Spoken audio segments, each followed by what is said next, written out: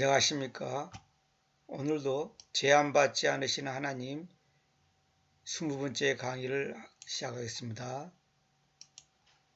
오늘은 20번째 강의에서 작은 제목 8번째 중생 외에 또 다른 은혜의 역사가 필요합니까? 또 다른 은혜의 역사에 대해서 강의하겠습니다. 중생이란 것은 거듭남이잖아요. 정확하게 말하면 다시 태어나는 거. 다시 태어나는 것 외에 또 다른 은혜의 역사가 필요합니까? 이 말은 뭐냐면 다시 태어났는데 그것 갖고는 부족하니까 또 다른 뭔가가 있어야지 되지 않냐. 이걸 지금 얘기하는 겁니다. 이렇게 이제 궁금해하는 사람이 많죠. 만약 내가 나 이상의 죄는 없다는 듯 조금이라도 진리에서 벗어났다고 여겨지는 것은 한 번에 쓸어버리는 성상 파괴론자가 되려 한다면 그것은 바보스럽고 주제넘는 일은 없으라는 생각이 재차 듭니다. 나 이상의 죄는 없다는 듯 나보다 똑똑한 사람이 없다. 이렇게 한다면 그는 얼마나 어리석은 일이냐. 나는 하나님이 크리스트님을 통해 우리를 다루시는 일들에 관한 근본적인 원리들의 한계 내에서 여러 가지 다양한 강조점과 해석이 있을 수 있다고 깊이 확신합니다. 그러니까 사람마다 또 교단마다 여러 가지 그 성경 해석하는 깊이와 넓이와 각도는 다를 수가 있다. 크리스트님의 교회가 여러 교파로 나뉘어 수많은 이르는 교파의 성도들이 주님을 발견하고 사랑하며 섬기는 것이 그 증거라고 생각합니다. 교리가 좀 다르다고 해서 그 사람을 갖다가 매도하면 안 된다는 거죠. 그러나 그 교파들은 부차적인 교리들을 서로 강조하며 다른 쪽 교리는 틀렸다고 말합니다. 하지만 영국 성공이나 감독교회, 장로교나 루터교, 침례교나 감리교 모두 하나님의 구원받은 백성들이 있지 않습니까? 그리고 수세기 전에 다른 주류 교파들로부터 멸시받고 자신들이 존경하던 신앙의 형제들에게 분리파라 불리며 따돌림 당하던 사람들이 지금 어떤 평가를 받고 있습니까? 형제단, 성서교회들, 그리고 지금 내가 소속되어 있는 초교파주의, 성결교, 오순절파는 어떻습니까? 우리 중 많은 사람이 크리스트만에 있지 않습니까? 또 진리에 덧붙여 교회 전통법을 강조하는 로마 카톨릭에는 이런 하나님의 백성이 단 한 사람도 없습니까? 이 말은 뭐냐면 교단이 다르고 교리가 좀 다르고 서로 그 강조점이 다르다고 해서 구원받은 사람이 없다, 틀렸다, 우리가 최고야, 너희들은 가짜야, 이렇게 하면 안 된다는 거죠. 근데 심지어 로마 카톨릭 안에는 구원받은 사람이 한 사람도 없냐? 그걸 우리가 단정할 수 없다는 거예요. 그러니까 로마 카톨릭이라는 조직체 안에 있지만은 개인적으로 복음을 깨닫고 십자가의 사랑이 무엇인지를 알고 믿는 사람도 있다는 거예요. 로마 교회 카톨릭 신자는 100% 구원 못 받았다. 이렇게 말하면 안 된다는 거예요. 저도 이 말에 저는 동의합니다. 이런 것들을 염두에 두고 이제 은혜의 두 번째 역사라는 문제를 다뤄봅시다. 그러니까 사람들이 뭐냐면 구원받아도 거듭난다고 끝난다는 거 아니다. 그 다음에 뭐 방언을 해야 된다, 뭐 성령 충만을 받아야 된다, 무슨 체험을 해야 된다, 뭐 어떤 사람처럼 뭐 4단계 회개를 해야 된다, 1단계, 2단계, 3단계, 4단계 그 회개를 해야지 진짜 거듭난 사람이고 진짜 구원받은 사람이다. 뭐 말들이 많아요. 그 은혜의 두 번째 역사라는 문제를 살펴보자는 거예요.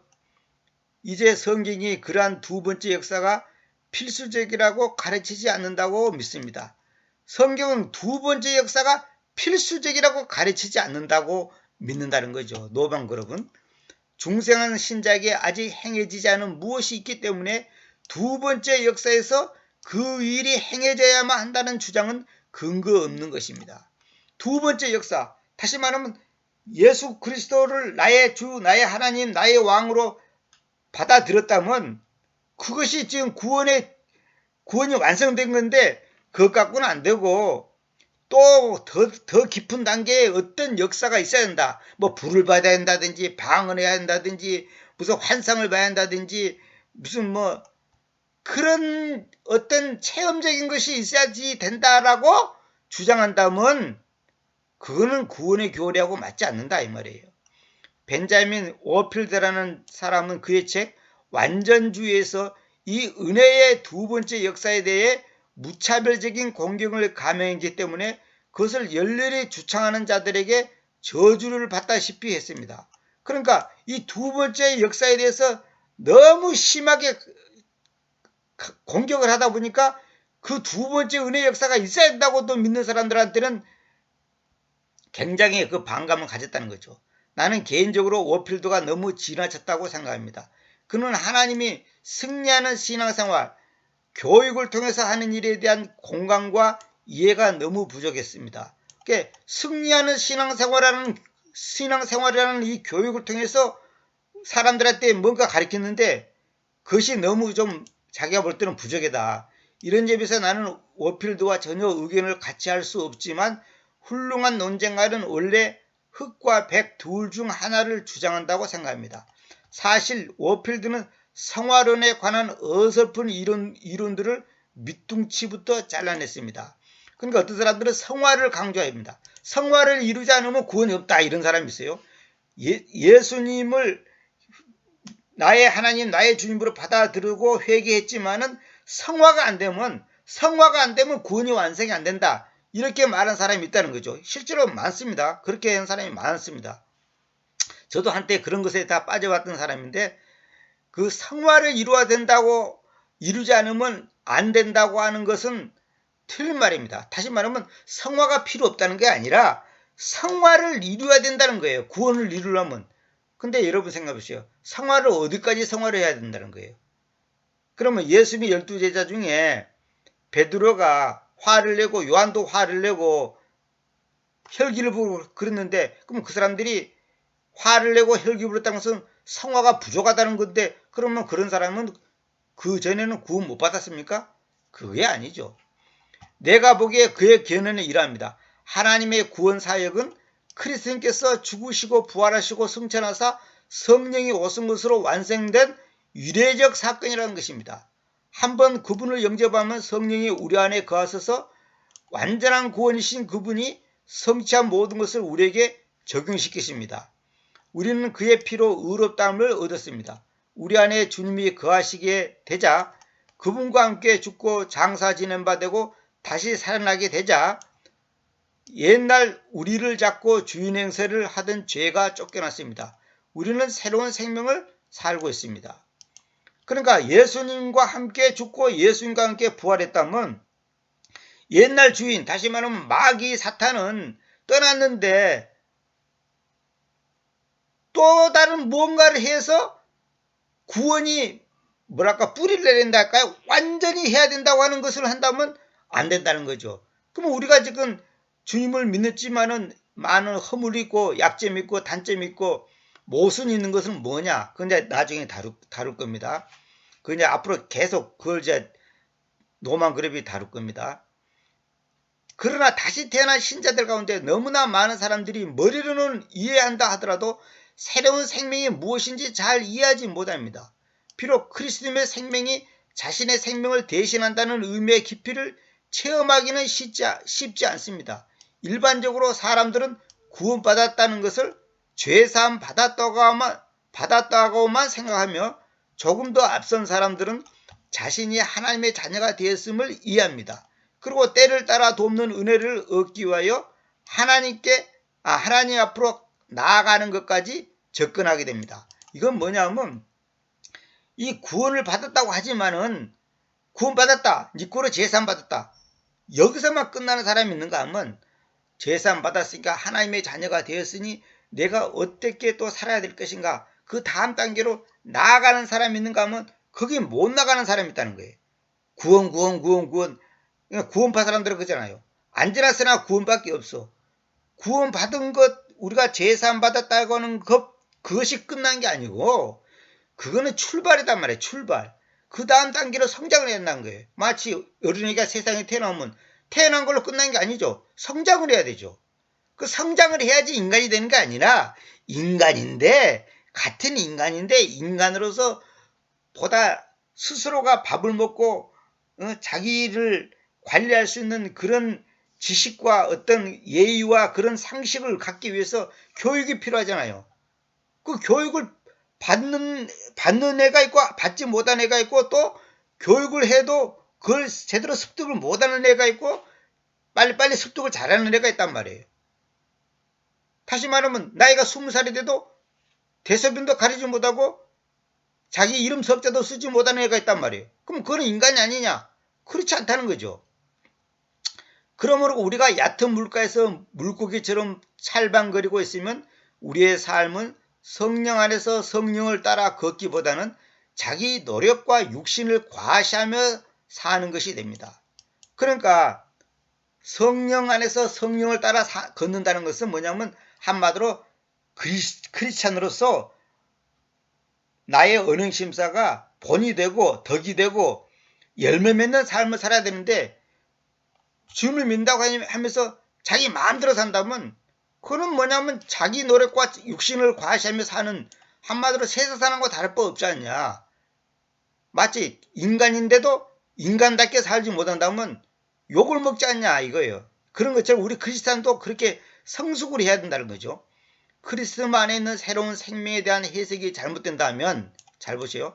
그리스도님 안에 있는 새로운 생명에 대한 해석이 잘못된다면 우리는 다시 태어난 우리 안에 아직 처리하지 못한 무엇이 남아있다는 틀린 생각을 할 수도 있습니다.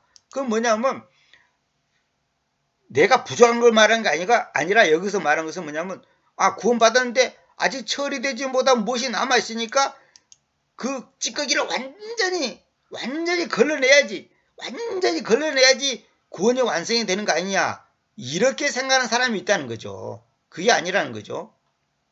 이런 부분은 제가 다른 강의에서 다 얘기했던 내용인데 또 그것도 반복하면 내용이 또 길어지니까 하여튼 여러분이 잘 생각해 보시기 바랍니다.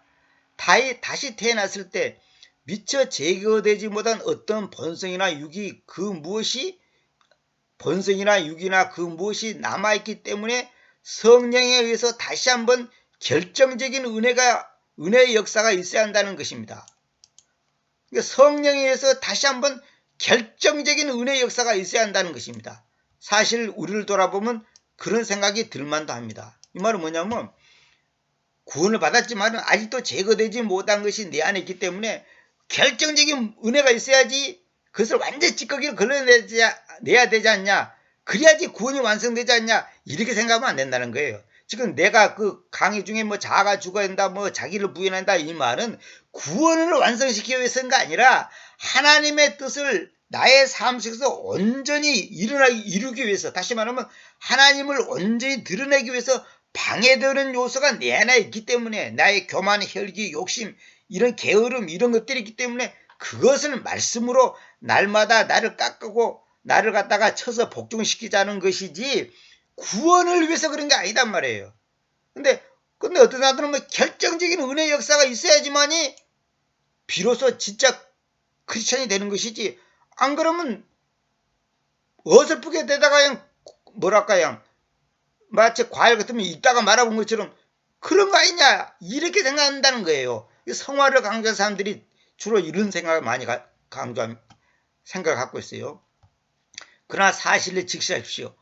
앞에서 살펴보았듯이 우리 인간은 원래 거짓 신이든지 하나님이든지 다른 존재를 닮고 살도록 지음받았습니다. 어쨌거나 우리 인간은 누구나 거짓 신을 섬기든지 하나님을 섬기든지 둘 중에 하나는 섬길 수밖에 없는 존재라는 거죠. 우리가 드러내는 본질은 실상 우리에게 속한 것이 아닙니다. 그것은 우리 안에 거하는 존재의 본질이 드러나는 것일 뿐입니다. 성경은 이 두 가지 다른 본질에 대하여 말하고 있습니다. 구원받기 이전의 우리 상태는 본질상 진노의 자식이었습니다. 그렇죠. 우리가 구원받기 전에는 진노의 자식이죠. 우리 안에 불순종의 아들들 가운데서 역사하는 영이 거하고 있었기 때문입니다. 그러나 구원받은 후 우리에게는 그 보배롭고 지극히 큰 약속이 주어졌고 이 약속으로 말미암아 신의 성품에 참여한 자가 되었습니다. 그러니까 하나님의 성품에 참여한 자가 되었다는 거죠. 전에는 죄의 종이었지만은 이제는 의의 종이 되었습니다. 로마서 6장 16절 제가 소개해 드리겠습니다. 여러분은 알지 못합니까? 누구에게 여러분이 순종하려는 종들로 여러분 자신들을 내어주건대 그의 종들로 여러분이 순종하는 자에게 있으니 죽음에까지 죄의 종들이든지 의로움에까지 순종의 종들이든지 간에 그러하다는 것을 알지 못합니까? 그러니까 뭐냐면 우리가 옛날에는 죄의 종들이었지만 이제는 의로움에까지 순종의 종들이든지, 다시 말하면 순종의 종들로서의 그 의를 이루었다는 거예요. 그러니까 이건 내가 그렇게 하는 게 아니라 하나님의 은혜로 그렇게 됐다는 거죠. 완전히 말하면 자리 위치가 완전히 바꿔진 거죠. 죄의 종들이었던 우리가 순종의 종들이 되었다는 거예요. 17절. 그러나 하나님께 감사하는데 여러분이 죄의 종들이었으나 여러분은 여러분에게 주어진 저 교리의 틀을 심장으로부터 순종해 왔습니다. 저 교리의 틀. 그게 뭔지 이제 여기 디모데후서, 로마서, 디모데전서 이거 내가 적어놨는데, 그러니까 뭐냐면 옛날에는 죄의 종들이었지만은 하나님의 말씀에 입각해서 그 말씀에 입각해서 예수 그리스도를 나의 하나님, 나의 주님, 나의 왕으로 받아들이니까, 다시 말하면 저 교리의 틀, 하나님의 그 교리의 틀이 있단 말이에요. 그것을 마음으로부터 순종해 왔다는 거예요. 그러니까 그렇다면 죄로부터 자유하게 만들어져 있으면서 여러분은 의로움의 종들이 되었습니다. 의로움의 종들이 됐다는 거죠. 그래서 교리를 정확히 알아야 되는 거예요. 교리를 잘 모르니까 박대선이 같은 사람, 저 구원파, 또 뭐 저 안상홍 집단, 이만희 집단, 이런 사람들이 생긴단 말이에요. 그래, 그런 사람들 때문에 자기들처럼 해야지 구원받는다는 거예요. 자기들처럼 해야 된다는 거예요. 그러니까 이 교리의 틀을 정확하게 알지 못하면, 정확하게 내 마음으로부터 순종하지 않으면 이리 휩쓸고 저리 휩쓸릴 수밖에 없는 거예요.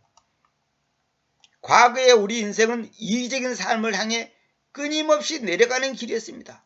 그러나 구원받은 새로운 인생을 사는 우리는 자기를 내어주는 삶으로 올라가고 있습니다. 이게 계속 이 말 나오죠. 나를 내어주는 삶. 이기적인 삶이 아니라 나를 내어주는 삶으로 올라가고 있다. 옛날에는 세상을 향해서 내려갔단 말이에요. 그 이집트로 내려갔단 말이 그 말이거든요. 그러나 이제는 이집트에서 올라와야 돼. 세상에서 올라와야 되는 거예요. 이것이 옛사람과 새사람에 관해 성경이 의미하는 바입니다. 그 옛사람은 이기적이고 나 중심적이단 말이에요. 나를 위해서 내만 좋으면 되는 거야. 그것이 바로 옛날에 죄의 종이었던 사람의 모습이단 말이에요. 그러나 자기를 내어주는 삶으로 살아가는 사람은 뭐냐? 그게 바로 새 사람인데, 그것이 바로 의의 종들이 된 사람이단 말이에요. 그러니까 여러분이 내가 지금 구원받은 사람인지 아닌지 가만히 여러분 생각해 보세요. 내가 이기적인 삶을 사는 것인지 나를 내어주는 삶으로 사는 것인지. 그러니까 열매를 보고 나무를 안다고, 그 열매가 증명하는 거예요. 옛사람은 죄의 영과 연합되어 있던 나이며 새사람은 성령과 연합되어 있는 나를 말합니다. 옛사람은 뭐냐? 죄의 영과 하나가 되어 있다는 거예요. 그래서 새사람은 뭐냐? 성령, 하나님의 영과 연합되어 있다는 거죠. 이 두 차이가 엄청난 거죠. 엄청나요. 완전히 한마디로 족보가 다른 거죠. 한 사람이 다른 사람이 되었다는 것은 동시에 옛사람도 되고 새사람도 되는 것이 아닙니다. 그 말은 뭐냐면 내가 옛날에는 죄의 영과 연합돼서 옛사람인데 이제는 성령과 연합돼서 새사람이 되었다. 이 두 가지를 다 가지고 있는 게 아니다는 거예요. 두 중에 하나는 없어지는 것이지 같이 가지고 있는 건 아니단 말이에요. 옛사람도 되고 새사람도 되고 이런 거 없다 이 말이에요. 골로새서 3장 9절. 서로에게 거짓말하지 마십시오. 여러분이 자기 행실들을 가진 그 옛사람을 벗어버려 왔다고 하죠. have put off. 옛사람을 벗어버려 왔다. 과거부터 지금까지 쭉 벗어버렸다는 거예요. 자기를 창조하신 그분의 형상을 쫓아 지식 안에서 새로워져 있는 그 새 사람을 입어왔다는 것을 보면서 말입니다. 지식 안에서 새로워져 있는 그 세 사람이란 말은 무슨 말이냐? 이게 바로 아까 말한 저 교리의 틀을 심장으로부터 순정해 왔다 이 말을 말한 거예요. 지식 안에서 새로워졌다는 이 말은 뭐냐면 하나님의 지식, 그러니까 당신의 말씀에 입각해서 새 사람이 되었다는 거예요. 그러니까 지식 안에서 새로워져 있는 그 세 사람, 어떤 지식이면 말합니까? 저 교리의 틀을, 여기 로마서에 있는 것처럼 저 교리의 틀을 마음으로부터 순정해 온 사람. 그러니까 그 지식이 무슨 신학 지식, 무슨 세상 지식을 말한 거 아니에요. 하나님의 말씀이라는 그 교리의 틀을 확실하게, 분명하게 마음으로부터, 심장으로부터 순정해 온 것. 그게 바로 지식 안에서 새로워져 있는 그 세 사람이란 말이에요. 하나님의 말씀이라는 그 지식 안에서 새로워져 있어야 돼. 어느 교주가 만든 교리, 지식이 아니단 말이에요. 자, 이게 중요한 겁니다. 자기를 창조하신 그분의 형상을 쫓아 지식 안에서 새로워져 있는 그 세 사람을 입어왔다는 것입니다. 제가 그 강의 중에 이런 강의였습니다. 제목이 그리스도를 입는다는 것은 무엇인가, 그 강의였습니다. 우리는 뭐냐면 그리스도로 옷 입고, 그래 돼 있어요. 개혁성경은 그리스도로 옷 입고, 그게 아니고 그리스도를 입는가, 그리스도님을 입는 거. 그리스도님을 입는다는 게 뭐예요? 그 새 사람이 된다는 거죠. 그 옛사람을 없어져 버린 거예요. 새 사람이 된다는 거예요. 근데 여러분 생각 때는, 아니 새 사람인데 내 안에 아직까지 교만 있고 욕심이 있고 혈기가 있고 못된 것이 있는데 어떻게 하냐? 바깥으로 드러나는 그거다고 내면의 내 본질하고 다른 거예요. 무슨 말이냐면 바깥으로 드러나는 것은 아직도 내 자아 속에 아직도 인간적인 것이 남았다면, 인간적인 이 육체를 갖고 있으니까 육체를 갖고 있는 인간적인 걸 말한 거지, 여기서 새 사람이냐 옛 사람이냐 이 말은 뭐냐면 본질을 말하는 거다. 본질. 다시 말하면 내가 국적이 한국 사람이었다가 국적이 미국 사람으로 바꿔지는 거예요. 그럼 외모는 똑같아. 근데 내 호적상으로 한국 사람이었던 내 호적이 미국 정부에 딱 옮겨진단 말이에요. 그러면 나는 미국 시민이지 한국 시민이 아니에요. 그러나 미국 시민이지만은 부족해. 영어도 잘 못하고 여러 가지 문화도 잘 못 익히고 서툴려요. 서툴든지 말든지 좌우지간 미국 시민이란 말이에요. 나는 나에 대해서는 미국 정부가 보호를 해주고 책임을 져주고 잘못했을 때 벌을 준단 말이에요. 근데 우리는 뭐냐면 내가 미국 사람이 되면 한순간에 그냥 모든 것이 그냥 미국 사람의 그 문화와 그 여러 가지 환경에 딱 적응할 줄 알지만은 그렇지 않아요. 사람이 금방 그렇게 바꿔지는 거 아니에요. 그러니까 이거는 족보상의 문제를 말하는 것이, 지금 내가 지금 훌륭하냐 안 훌륭하냐 뭐 성숙하냐 미성숙이냐 그걸 지금 얘기하는 거 아닙니다. 외투를 입었는데, 잘 보세요.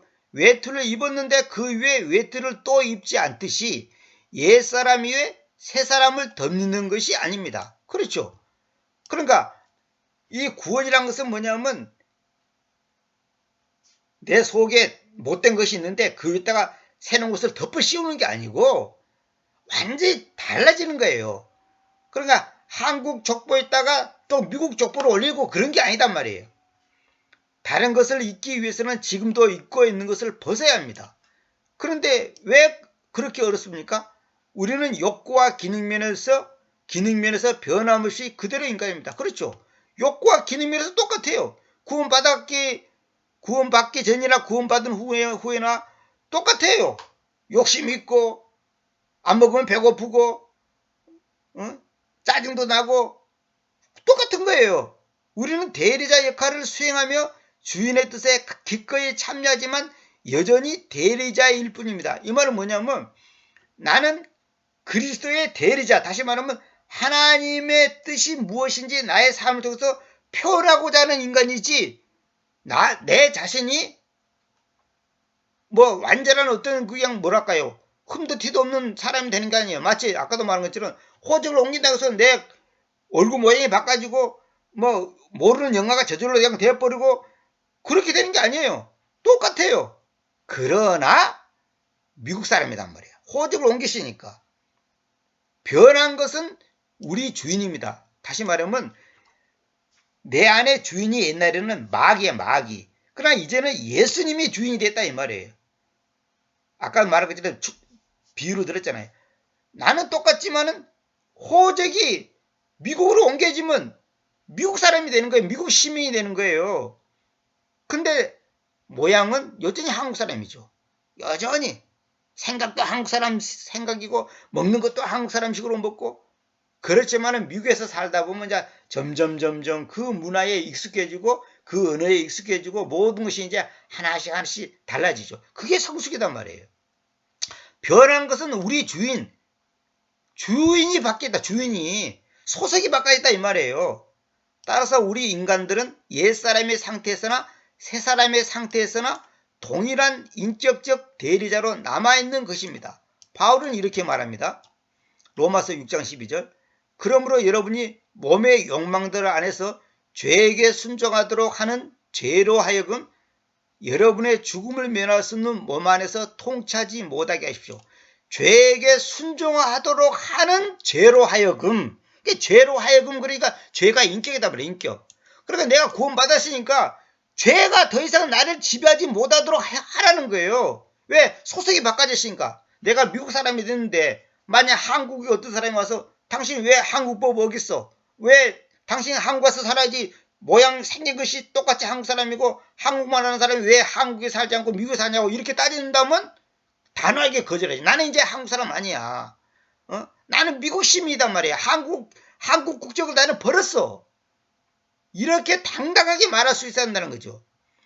죽음을 면할 수 없는 몸 안에서 통치하지 못하게 하라는 거예요. 죄로 하여금. 죄가 더 이상 나를 지배하지 못하게 하라는 거예요. 어떻게 그렇게 할 수 있을까요? 그것을 하게 하기 위해서 그래서 말씀이 필요한 거, 이런 공부가 필요한 거예요. 습관. 내가 항상 비유를 듣잖아요. 다리 밑에서 거지 노릇하던 그 습관을 더 이상 안 해야 된다는 거죠. 내 의지를 발동했어. 그거 안 하려면 어떻게 되냐? 거기에 필요한 상식과 지식과 여러 가지 교육을 받아야 되는 거예요. 훈련을 받아야 한다는 거예요. 또한 여러분은 여러분의 지체들을 죄에게로 불의로움의 도구들처럼 내어주지 마십시오. 다만 여러분 자신들을 하나님께로, 죽은 자들로부터 산 채로 있는 저들처럼, 그리고 여러분의 지체들을 하나님께로 의로움의 도구들처럼 내어주십시오. 이제는 내가 하나님께 속한 사람이 됐으니까 더 이상 옛 습관을 버리라는 거예요. 근데 그것이 쉽게 금방 되질 않아요. 예를 들어서 내가 주님을 영접했다고 해서 술의 유혹을 하나도 안 받는다든지, 담배 유혹을 하나도 안 받는다든지, 노름의 유혹을 하나도 안 받는다든지 그러지 않아요. 제가 많은 사람을 만나봤는데 분명히 회개하고 눈물 콧물 흘리고 회개하고 예수님을 영접하고 너무나 기쁘고 감사가 넘치는데 얼마간 시간 지나면 술 먹고 싶고 노름하고 싶고 옛 세상, 그러니까 옛날에 살던 같은 그 습관을 또 하고 싶은 유혹을 받는다는 거예요. 그래, 육체를 갖고 있는 인간은 어쩔 수가 없어요. 그것을 하나하나 끊어버리기 위해서 하나님께서 우리에게 고난을 주는 거예요. 고난을 줘서 그 옛 습관, 옛 버릇, 옛날에 그 잘못된 어떤 생활 태도, 이런 것들을 끊게 하는 거예요. 그것이 바로 우리가 이 세상을 떠날 때까지, 육체의 장막을 벗을 때까지 우리의 숙제예요, 숙제.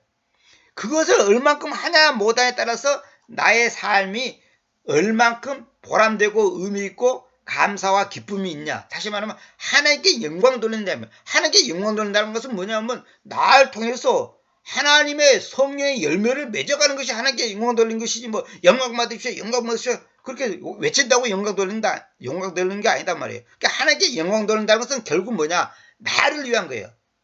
그러니까 내가 바로 섰을 때 영광 돌려지는 것이지, 나는 개처반처럼 사람처럼 어떻게 영광을 돌립니까? 그래, 똑같이 20살을 먹었는데 어떤 사람은 품 있고 교양이 있고 예의 바르고 정말로 인격적인 사람이 있는가 하면, 어떤 사람은 그야말로 망나니 노릇을 한단 말이에요. 왜 그러냐? 옛 습관을 못 버리는 거예요.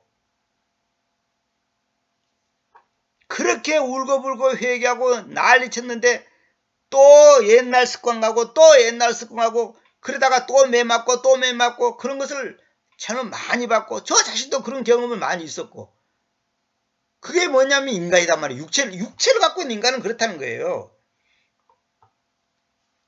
어느 경우이건 사람은 똑같습니다. 오늘은 이렇게 내일은 저렇게 이 사람에서 저 사람으로 적절하고 다양하게 변한다고 생각해서는 안 됩니다. 이 말은 뭐냐면 사람이 옛사람이 됐다가 새사람이 됐다 옛사람이 됐다 새사람이 됐다 그런 것이 아니고 한 번 바꿔지면 그걸 이제 미국 사람이 미국 사람 한국 사람 한국 사람 딱 됐는데 그 본질은 바꿔지지 않는다는 거죠. 본질 말하자면 그 저 소속 그러니까 내가 하나님의 자녀가 되시면 하나님의 자녀가 된 것이지 오늘은 됐다가 내일은 안 되고 오늘은 안 됐다가 내일은 되고 이렇게 순간순간 바꿔지는 거 아니단 말이에요.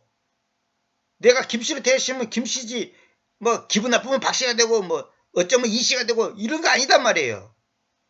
이것은 우리에게 옛사람이 새사람으로 바뀌는 일종의 세대교체입니다. 세대교체. 완전히 내 족보가 바꿔진다는 말이죠. 그 모양이 뭐 이렇게 저렇게 변하는 그런 것은 아니다. 그런 것하고는 차원이 다른 얘기다 이 말이에요. 지금 술을 끊었냐 안 끊었냐 못 끊었냐 이것하고는 지금 별개의 문제라는 거죠. 그러니까 여러분들이 술을 못 끊고 담배를 못 끊었다고 해서 나는 구원 못 받았다 이렇게 생각하면 안 된다는 거예요. 우리는 그리스도인과 함께 단번에 영혼이 죽었고 그리스도인과 함께 단번에 영혼이 살아났습니다. 그렇죠? 단번에 끝나고 단번에 사는 것이지 어떻게 조금 변하고 이런 게 아니단 말이에요. 5%, 10%, 30% 그런 게 아니에요. 인간이면 인간이고 개면 개지.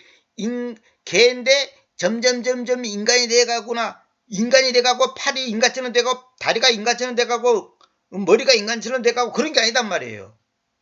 근데 우리가 흔히 하는 말로는 이제 그런 말을 하잖아요. 제가 지금 사람이 돼간다. 사람이 돼간다. 이 말은 전에는 못 됐는데 사람답게 산다 이 말이에요. 그거는 이제 끝 모습이 그런 거고 여기서 말한 것은 지금 그걸 말한 게 아니고 본질적인 걸 말한 겁니다. 단번에 영혼이 악한 자의 영과 분리됐고 그렇죠. 단번에 영혼이 성령님이 거하시는 처소가 된 것입니다. 그렇죠.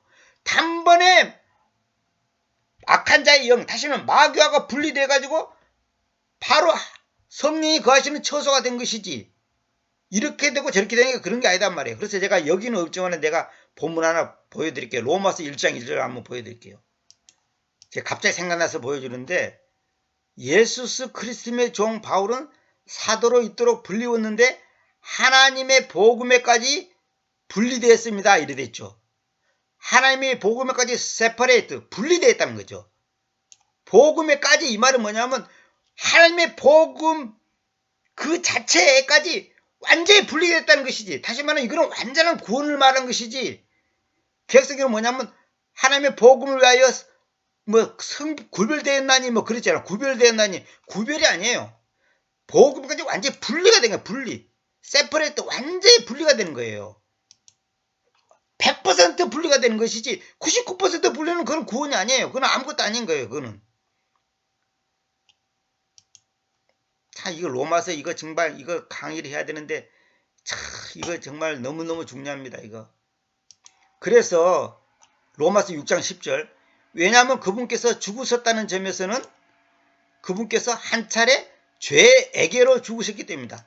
죄에 대해서 죽은 게 아니에요. 원래 정확한 이 표현이 죄에게로 unto sin 죄에게로 죄가 뭐냐면 인격이거든요. 그러니까 죄에게 죄라고 하는 것으로 그 존재에게 나는 죽었다는 거예요. 한 차례, 두 차례 죽고 세 차례, 다섯 차례 죽는 게 아니에요. 그러나 그분께서 살아계신다는 점에서는 그분께서 하나님께로 살아계십니다. 하나님께로. 하나님께, 하나님이 인격이잖아요. 죄도 인격이에요. 그러니까 죄와 하나님은 반대예요. 하나님에 대해서 살아계신 게 아니라 하나님께로, 하나님을 향해서, 하나님이라는 존재를 향해서 완전히 살아있다는 거죠. 그분이. 그러니까 그분이 죽었다는 것은 죄에게 죽었어요. 그러니까 그분이 죽을 때 나도 죽었기 때문에 그분이 한 차례 죄에게 죽었기 때문에 나도 죄에게 죽은 거예요. 죄와 나는 상관은 없는 거예요. 죄와 상관없다는 말은 사탄과 상관없다는 거예요. 그러면 여러분 생각대로 그러더니 죄 짓지 않냐 그렇게 생각하죠.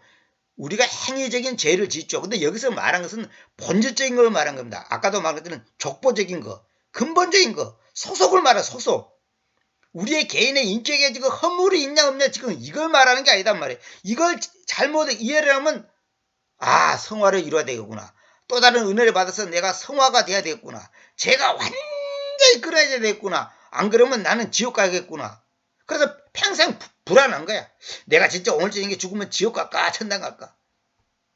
왜? 아침에 은혜가 충만할 때는 당장 죽으면 천당 갈 것 같아. 근데 저녁 때 은혜가 떨어지고 낮에 짜증나는 일 있고 누구에게 화를 내고 뭔가 잘못을 범하는 양심에 꺼리끼는 게 있으면 아, 오늘 죽으면 나 지옥 갈지도 몰라. 이렇게 생각하는 사람이 지금 한두 사람이 아니에요. 그런 사람이 너무너무 많아요. 그렇게 따지면 지금 강이라는 저도 오늘 죽으면 지옥 가야 돼. 왜? 오늘 나도 죄 지었어요. 오늘 나도 못된 생각했어요. 나도 모르게 머리에서 스쳐가고 마음에서 스쳐가는 것이 얼마나 많은 줄 아십니까? 그 여러분들이 지금 오늘 완벽하게 살았다고 생각합니까? 완벽했습니까? 하나 앞에서? 완벽한 사람은 없습니다. 완벽하게 살 수가 없어요, 인간은. 이거는 겉으로 나타나는 지금 그걸 말한 게 아니라 본질적인 걸 말하나. 한 차례 죄에게 죽었다 이 말은 뭐냐면 한 번 죄에게 죽고 한 번 하나님께 사는 것이지 또 죽고 또 죽고 또 죽고 그런 게 아니단 말이에요. 이거는 본질적인 걸 말합니다. 사도 바울이 날마다 죽는다는 말은 무슨 말이냐면 날마다 내 옛사람을 내 자아를 부인한다는 말이지. 오늘 또 구원받고 내일 또 구원받고 모레 구원받고 구원을 잃었다가 받았다가 그런 게 아니단 말이에요. 그런 걸 모르기 때문에 그 교리의 틀을 완전히 모르기 때문에 아까 말한 것처럼 여기 뭐죠? 그분의 형상을 쫓아 지식 안에서 새로워져 있는 그 새 사람을 입어왔는데 그것이 뭔지를 정확히 모르니까 이단에 넘어가는 거예요. 당신 이렇게 해서는 안 돼. 당신 그렇게 살아서는 구원이 아니야. 그거는 가짜 구원이야. 이렇게 넘어간단 말이에요. 그래서 이단한테 다 넘어가는 거예요. 사람들이. 11절 마찬가지로 여러분도 여러분 자신들을 실로 죄에게로 죽어 있으나 우리 주님이신 예수 그리스도를 통하여 하나님께로 산 채로 있다고 정산하십시오. 이 말이 뭐냐면 계산하라는 거예요. 말하자면 정산이라는 것은 뭐냐면 계산을 딱 맞추는 거야. 계산을 딱 맞추는 거잖아요. 그러니까 나는 죄에게로 죽어 있는가? 하나님께로 산 채로 있나? 이렇게 하는 게 아니고 확실히 정리를 하라 이 말이에요. 확실히 죄에게로 죽어 있으나 우리 주님이신 예수 그리스도를 통하여. 왜? 예수님이 한 차례 죄에게 죽었으니까 나도 한 차례 죽는 거예요. 예수 죽음 내 죽음, 예수 부활 내 부활이란 말이에요. 예수님을 통하여 하나님께로 산 채로 있다고 정산하십시오. 이 말은 뭐냐면 확실히 정리하라는 말이에요. 확실히 계산을 맞추라는 거예요. 아리송하고 뭐 그런 게 아니단 말이에요. 예수님의 십자가 피가 반은 씻고 반은 못 씻고 어제는 씻고 오늘은 못 씻고 99%는 씻고 1%는 못 씻고 그런 게 아니에요. 믿음 플러스 행위가 죄사임이 아니단 말이에요. 믿음으로 구원받는 말이 뭐냐? 단번에 그분을 통해 그분의 피를 통해서 단번에 구원받는 말이시지. 그 믿음이 내 믿음입니까? 예수님의 믿음이고 아들의 믿음이지. 그래서 하나님의 은혜라는 거예요. 은혜. 그 구원에 내가 1%도 플러스가 되는 게 아니에요. 내가 어떤 나의 의로운 행실이 구원을 이루는데 1%라도 도움을 주는 게 아니단 말이에요. 참, 여기에 대해서는 정말 할 말이 너무 많습니다. 제가 요즘에 그리스도인의 삶과 구원이라는 책을 사서 읽는데 제가 지금까지 읽어본 책 중에 이 구원 문제에 대해서 이렇게 논리정연하게 설명을 잘하는 걸 정말 처음 봤습니다. 그래서 이게 한국 장로교 출판사에서 나온 건데 아주 그 수준 있게 심도 있게 너무너무 어떤 깊이 있게 이거 다뤄놨어요. 그래서 제가 저기 이제 조금만 읽었습니다만은 이 그리스도인의 삶과 구원, 그리스도인의 삶이 뭐고 구원이 뭐냐 여기 대해서 그 블러시라는 분이 이거 쓴 건데 참 어떻게 이거 우연히 제가 알게 됐는데 우연이 아니죠. 하나님의 은혜로 알게 됐는데 아주 훌륭한 책입니다. 근데 뭐 이런 건 못 읽더라도 로마서 6장 10절 11절만 확실히 아멘하면 됩니다. 로마서 6장 10절 11절은 뭐라 했어요?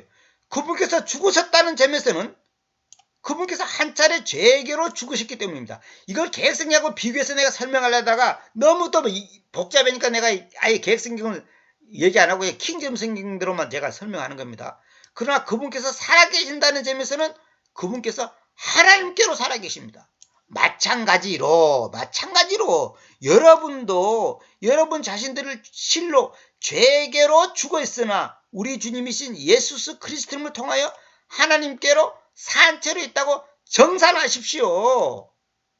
정산이 뭐예요? 완전히 계산을 확실히 맞추는 거 아닙니까? 정산이란 말이 렉폰이라는 것은 간주하다 그럽니다. 간주하다 정산하다 이거 같은 말이에요. 확실하게 매듭을 확실히 지으라는 거예요. 애매모호하게 아리송하게 하지 말라는 거예요. 정말 이게 중요한 겁니다, 여러분. 이런 것이 분명하지 않기 때문에 이단에 넘어가는 거예요. 뭐 어떻게 해야지 구원받는다, 어떻게 해야 구원받는다, 어쩌고 저쩌고, 응? 이렇게 해야 된다, 저렇게 해야 된다, 뭐 방언해야 되고, 뭐 성령을 받아야 되고, 뭐 어쩌고, 뭐 4단계 회개가 어떻고, 뭐 전부 마귀 소리입니다. 그게 그럴듯해. 사람이 생각할 때는 왜 내 안에 아직 모순이 있고 허물이 있고 잘못이 있고 단점이 있는데 이거 일하고 이거 구원받았나? 이렇게 갈등이 생기고 의심이 생긴단 말이에요. 그러니까 이 구원이 뭔지를 정확히 알아야 되는데 그렇다고 하면 아무렇게 살아도 된다는 거 아니에요. 구원이 뭐냐? 제사 받은 내가 내 육체를 갖고 있는 동안에 하나님의 말씀이 나의 삶을 통해서 표현되기를 원한 거예요. 다시 말해 하나님을 드러내기를 원한단 말이에요. 하나님을 드러내는 것이 바로 십자가의 삶이고 크리스찬의 삶이고 하나님께 영광 돌리는 삶이단 말이에요. 그러니까 구원받았으니까 땡! 아무렇게 살아도 된다. 그 사람은 지옥 가야 돼. 진짜 구원받은 사람은 그렇게 할 수가 없어요. 그러니까 구원받은 사람들은 구원받았으니까 살인죄도 해도 되고 동죄도 되고 구원을 잃지 않는다 이거야. 그것을 하나님의 구원을 그 큰 은혜를 값어치 없게 가치 없게 왜곡시키는 사람들은 이건 마귀 자식들입니다. 아무렇게 살아도 된다는 말이 아니에요. 이건 이제 본질적인 걸 얘기하는 거예요. 성화가 필요 없다는 말이 아니에요. 성화를 해야지 구원받는다는 말이 아니라 성화란 것은 그 다음 단계로 내가 열매 맺는 삶을 살는다면 열매를 맺어야 된다. 열매. 성령님의 9가지 열매를 맺어야 된단 말이에요. 그걸 맺지 못하면 내 삶이 무의미한 거예요. 내가 대통령 되면 뭐예요? 부자가 되면 뭐예요? 1등을 하면 뭐예요? 하나님 앞에서는 꽝인데 오늘 여러분들이 열매 맺는 삶을 살았습니까? 그건 각자가 알아서 하시기 바랍니다. 오늘은 여기까지만 하도록 하고 다음에는 중생 외에 또 다른 은혜의 역사가 필요합니까? 이건 두 번째 얘기를 오늘 한 강의에 또 두 번째 얘기를 시작하겠습니다. 구원받았는데 또 무슨 역사가 있어야지 구원받냐? 4단계 회개가 필요하냐? 4단계 회개를 강조하는 사람이 있어요. 저도 다 들어봤습니다. 울고 누구는 2단계 밖에 회개 못했고 누구는 3단계 밖에 회개 못했고 얼른 생각하면 아주 그럴듯해요. 그런 게 아니에요.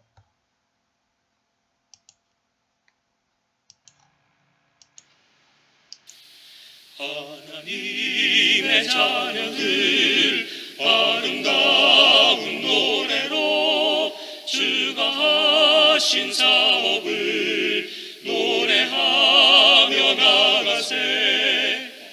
우리 하나님 계신 그곳은 우리 조상에 기뻐하시는 좁은 길로만 따라 나가면 기쁨 충만하겠네. 우리 대장 예수님 우리 곁에 계시니 겁을 내지 말고서 천성 향해 나가세. 우리 하나님 계신 계신 그곳을 우리 조상에 따라서 기뻐하시는 좁은 일로만 나아가면 따라 나가면 기쁨 충만